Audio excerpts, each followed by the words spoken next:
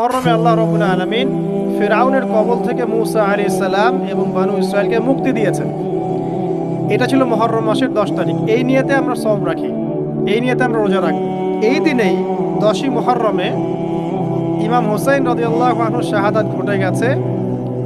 এটা প্রায় 60 কি 62 হিজরি থেকে ঘটনা। কথা কি বুঝতে পারছেন? আমরা বুঝতে পারছি না।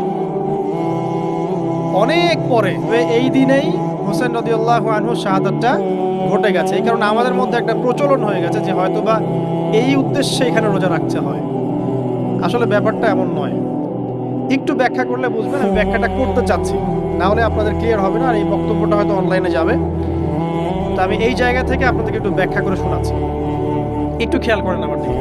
রাসূল সাল্লাল্লাহু আলাইহি ওয়াসাল্লামের ইন্তেকালের পর খলিফা হন আবু বকর সিদ্দিক রাদিয়াল্লাহু আনহু, তারপরে ওমর রাদিয়াল্লাহু আনহু।